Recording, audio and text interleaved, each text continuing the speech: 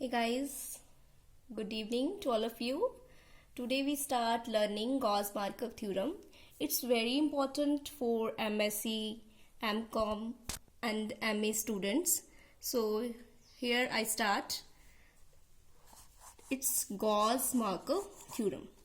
Generally, just knowledge point of view, I introduce it formulated by Carl Friedrich Gauss in 1821 and Andrei Markov in 1900. Then it denotes the name of Gauss-Markov theorem. This theorem is totally linear based theorem because all the contents of this theorem are linearly in proportion.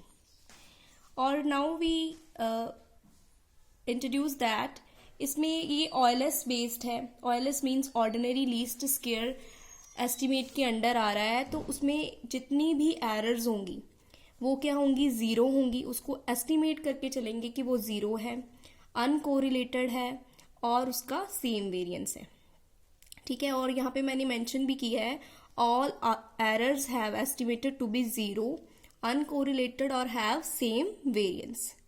और जो OLS होता है, ordinary least squares के under ये Gauss Markov theorem आ रही है, वो क्या होते हैं, उसके सारे जो कोएफिशिएंट्स होते हैं वो ब्लू होते हैं. ब्लू मीन्स मैं आपको क्लियरली बताऊंगी ब्लू का मतलब क्या है.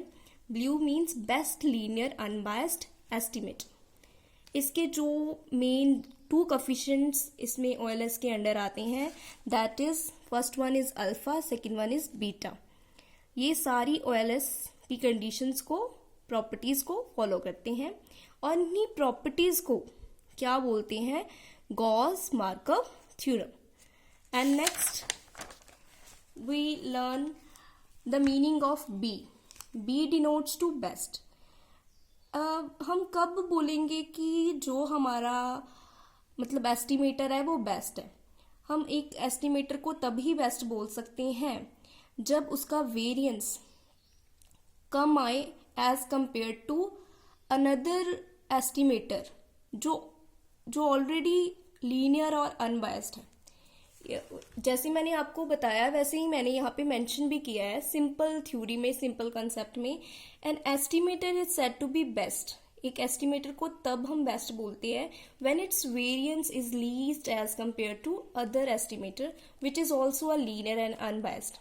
ओके, देखो मैंने एक एग्जांपल ली है वेरिएंस ऑफ UI की. यहाँ पे हमारी ओमेगा स्क्वायर U आ रही है एंड वेरिएंस ऑफ T, जो T है वो भी हमने क्या लिया है as another estimator which is also a linear and unbiased. उसका जो देखो यहाँ पे जो उसका वेरिएंस आ रहा है वो कंपैरेटिवली वेरिएंस ऑफ UI से ज्यादा है.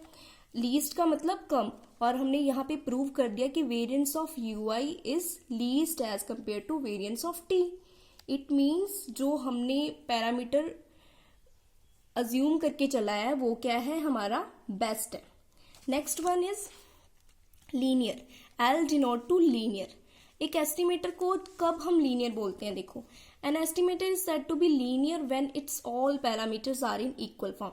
एक एस्टिमेटर को तभी हम लीनियर बोल सकते हैं जब उसके सारे के सारे पैरामीटर्स का प्रोपोर्शन सेम रेशो में आए. जैसे देखो मैंने यहाँ पे एक रिग्रेशन इक्वेशन ली है YI क्या है, एक्सप्लेनेटरी वेरिएबल.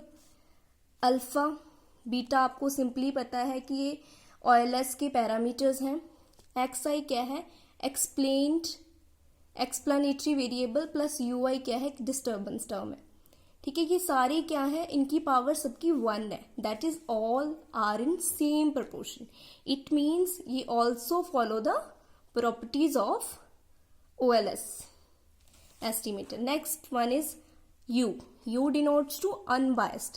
एक एस्टिमेटर को हम अनबायस्ड कब बोल सकते हैं, व्हेन इट्स एक्सपेक्टेड वैल्यू और एक्चुअल वैल्यू भी सेम हो.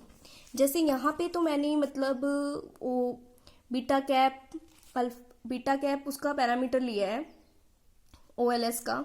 यहाँ पे मैंने expected value of beta cap की बीटा ली है और एक्चुअल वैल्यू भी बीटा होती है. ठीक है, ये मैं अपनी नेक्स्ट लेक्चर्स में इसको प्रॉपरली आपको एज अ डेरिवेशन में प्रूव करके बताऊंगी कि कैसे expected value of beta cap and beta दोनों ही सेम आते हैं, बोथ आर इक्वल होते हैं, ठीक है। It's means equal, that is also following the conditions of unbiased.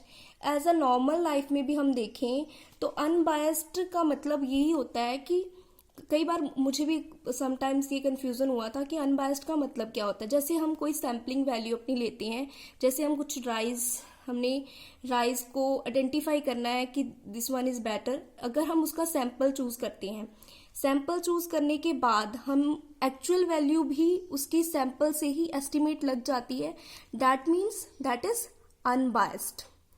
और मैंने जनरली आपको बताया अनबायस्ड का meaning. Next one is estimator. An estimator is said to be consistent. एक एस्टिमेटर को हम कंसिस्टेंट कब बोलते हैं? When it's variance reaches to zero, जब उसका वेरिएंस जो है जीरो होगा। कब? जब हम उसका सैंपल साइज पहले से इंक्रीज कर देंगे एंड टू इन्फिनिटी तक ले जाएंगे। जैसे सपोज हम पहले सैंपल 10 इंडिविजुअल्स का चेक कर रहे हैं, धीरे धीरे हम उसको इंक्रीज कर रहे हैं अप टू इन्फिनिटी। जैसे जैसे हम इंक्रीज करते जाएंगे वैसे वैसे उसका जो वेरिएंस है वो जीरो तक पहुंच जाएगा, ठीक है। जब उसका मतलब वेरिएंस जीरो आ जाएगा, that means it's also follow the conditions of OLS estimator. Okay, that's clear. Alpha and beta, जो अल्फा एंड बीटा है वो सारी की सारी कंडीशंस फॉलो करती हैं, ब्लू प्रॉपर्टीज फॉलो करती हैं OLS एस्टिमेटर्स की। और इसकी जो नेक्स्ट डेरिवेशन है मैं आपको अपने नेक्स्ट लेक्चर में प्रॉपर एक्सप्लेन करके बताऊंगी। So have a nice day all.